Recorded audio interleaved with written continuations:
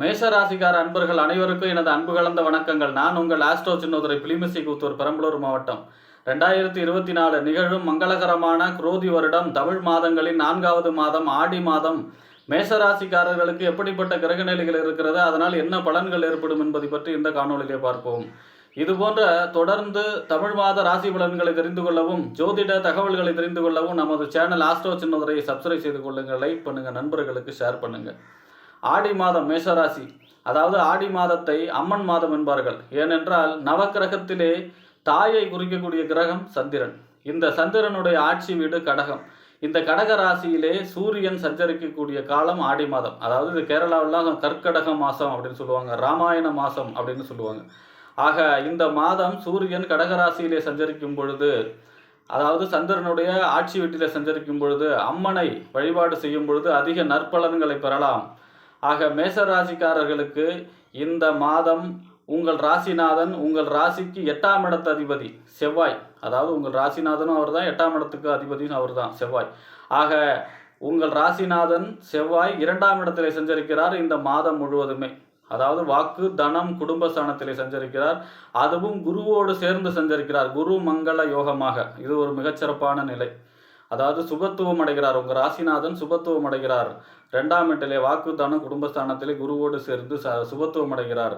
ஆக வாக்கு, அதாவது கொடுத்த வாக்கை காப்பாற்றக்கூடிய நிலை, தன்னுடைய வாக்குக்கு உயர்வு கிடைக்கக்கூடிய அமைப்பு. அதே போல குடும்பத்திலே சுப நிகழ்ச்சிகள் நடக்கக்கூடிய அமைப்பு.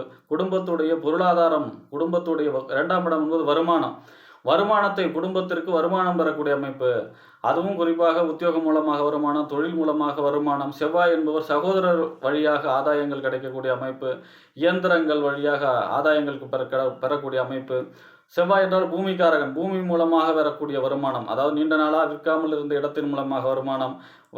அதாவது பாக்கி, அதாவது பணத்தை கொடுத்திருந்து அந்த பணம் வசூலாகாமல் இருந்தவர்களுக்கெல்லாம் இந்த மாதம் வசூலாகும். கேட்ட இடத்திலே கடன் கிடைக்கக்கூடிய அமைப்பு 2ஆம் இடத்திலே உங்கள் ராசிநாதன் சஞ்சரிக்கும் போது. ஆக பொருளாதாரம் சம்பந்தமான வளர்ச்சியை கொடுக்கக்கூடிய அமைப்பிலே உங்கள் ராசிநாதன் 2ஆம் இடத்திலே குரு மங்கள யோகமாக சஞ்சரிக்கிறார்.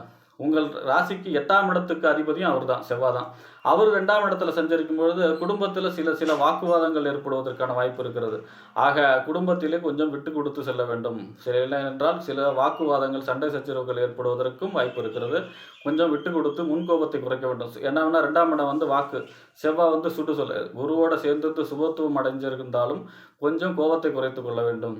அடுத்ததாக உங்கள் ராசிக்கு 2ஆம் இடம், இந்த 2ஆம் இடத்திற்கும் 7ஆம் இடத்திற்கும் அதிபதி, வாக்குதானம் குடும்பஸ்தானத்திற்கும் 7ஆம் இடம் கணவன் அல்லது மனைவி ஸ்தானம், நண்பர்கள் ஸ்தானம், கூட்டு தொழில் ஸ்தானம், வாடிக்கையாளர்களை குறிக்கக்கூடிய இடம். ஆக இந்த 2க்கும் 7க்கும் உடைய சுக்கிரன் 4ஆம் இடத்திலே சஞ்சரிக்கிறார் ஆடி மாதம் 15ஆம் தேதி வரை. 4ஆம் இடம் என்பது வீடு, வண்டி, வாகனம், மனை, தாயார், சுகஸ்தானம். பொதுவாக 2ஆம் இடத்து அதிபதி 4ஆம் இடத்துல சஞ்சரிக்கும் பொழுது அதாவது 2ஆம் இடங்கிறது கையிருப்பு பணம், 4ஆம் இடங்கிறது அசையா சொத்து. அசையா சொத்து மூலமாக வருமானம் பெறக்கூடிய அமைப்பு, பூமி மூலமாக வருமானம் பெறக்கூடிய அமைப்பு, விவசாயத்திலே வருமானம் பெறக்கூடிய அமைப்பு. 4ஆம் இடம் என்பது வளர்ப்பு பிராணிகள் மூலமாக பெறக்கூடிய வருமானம். ஆக சுகஸ்தானத்திலே 2ஆம் இடத்து அதிபதி சஞ்சரிக்கிறார் 15ஆம் தேதி வரை. இது ஒரு சிறப்பான நிலை. அந்த 2ஆம் இடத்து அதிபதி 5ஆம் இடத்துல சஞ்சரிப்பார் 15ஆம் தேதிக்கு பிறகு.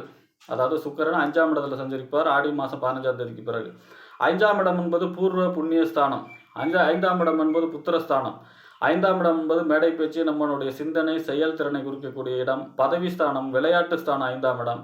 ஆக இந்த 5ஆம் இடத்திலே சஞ்சரிக்கும் பொழுது 2ஆம் இடத்திற்கும் 7ஆம் இடத்திற்கும் உரியவர் 5ஆம் இடத்திலே சஞ்சரிக்கும் பொழுது அதாவது பூர்வீகம் சம்பந்தமான யோகங்கள், பூர்வீக சொத்துக்கள் கிடைக்கக்கூடிய அமைப்பு.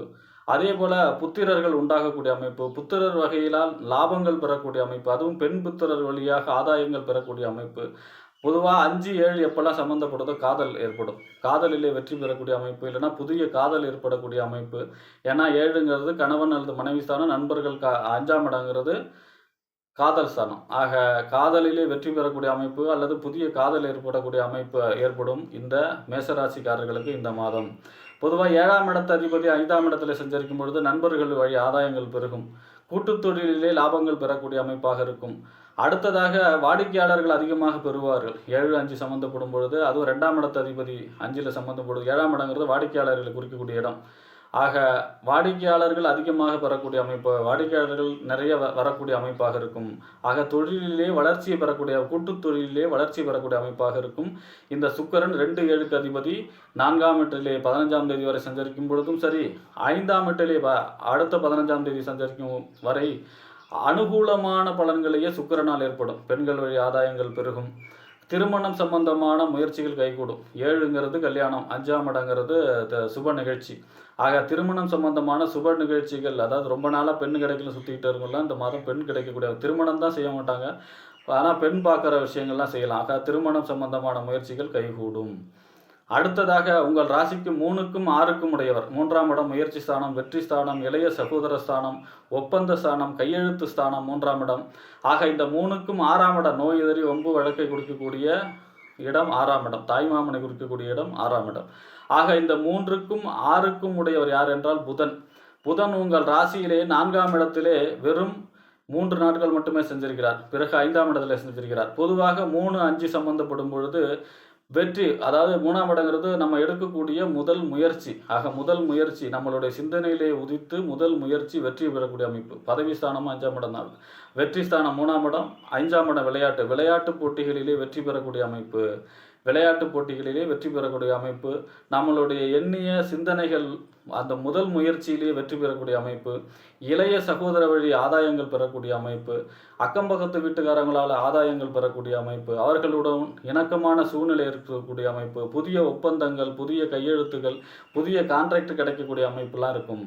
அடுத்ததாக இந்த 6ஆம் இடத்து அதிபதி 5ஆம் இடத்துல சஞ்சரிக்கும் பொழுது பூர்வீகம் சம்பந்தமான சில இடையூறுகள் ஏற்படும். புத்திரர் வகையிலே கொஞ்சம் விட்டு கொடுத்து செல்ல வேண்டும். 6ஆம் அதிபதி 5ல் சஞ்சரிக்கும் பொழுது புத்திரர் சம்பந்தமாக விட்டு கொடுத்து செல்ல வேண்டும். பாட்டனார் வகையிலே சில தொந்தரவுகளையும் ஏற்படக்கூடிய அமைப்பாகவும் இருக்கும் இந்த 6ஆம் அதிபதி 5ஆம் இடத்தில். ஏன்னா அதே புதன் 6ஆம் இடத்துக்கு அதிபதி, சில சங்கடங்களையும் ஏற்படுத்தக்கூடிய அமைப்பாக இருக்கும். அடுத்ததாக உங்கள் ராசிக்கு 5ஆம் இடத்து அதிபதி. 5ஆம் இடத்து அதிபதி யாருன்னா சூரியன். சூரியன் இந்த மாதம் முழுவதுமே வீடு, வண்டி, வாகனம், மனை, தாயார், சுகஸ்தானம் என்று சொல்லக்கூடிய 4ஆம் இடத்துல சஞ்சரிக்கிறார். 5, 4 ஒரு திரிகோணாதிபதி மற்றொரு கேந்திரத்திலே சஞ்சரிப்பது யோகம். இது மிகப்பெரிய யோகம். அதாவது சுகஸ்தானத்துக்கு அதிபதி சுகஸ்தானத்திலே சஞ்சரிக்கிறார். 5ஆம் இடத்து அதிபதி பூர்வ புண்ணிய ஸ்தானத்து அதிபதி சுகஸ்தானத்திலே சஞ்சரிப்பு என்பது யோகம். 4ஆம் இடங்கிறது என்ன? வீடு, வண்டி, புதிய வீடு கட்டக்கூடிய அமைப்பு, புதிய வண்டி வாகனங்கள் பெறக்கூடிய அமைப்பு. அதன் மூலமாக வருமானங்கள், அதாவது அசையா சொத்துக்கள் மூலமாக வருமானங்கள் பெறக்கூடிய அமைப்பு. ஆனாலும் தாயாருடைய உடல்நிலையை பாதிக்கக்கூடிய அமைப்பும் இருக்கும். உஷ்ண சம்பந்தப்பட்ட நோய்களால் தீராத தலைவலி, கண் சம்பந்தமான பிரச்சனை, தைராய்டு, முதுகெலும்பு பாதிக்கிறது, இந்த மாதிரியான தாயாருக்கு சில ஆரோக்கிய குறைபாடுகள் ஏற்படக்கூடிய அமைப்பும் இருக்கிறது. தாயாருடைய ஆரோக்கியத்திலே அக்கறையாக இருக்க வேண்டும். மற்றபடி மேஷராசிக்காரர்களுக்கு இந்த மாதம் அனைத்து கிரகமும் நற்பலன்களை அள்ளி தருகின்ற அமைப்பிலே இருக்கிறது. ஒரு கிரகம் கூட தீய பலன்களை கொடுக்கக்கூடிய அமைப்பில் இல்லை. ஆக இந்த மாதம் மேஷ ராசிக்காரர்களுக்கு மிகச்சிறப்பான பலன்களையே ஏற்படுத்தும் என்று கூறி விடைபெறுகிறேன். நன்றி, வணக்கம்.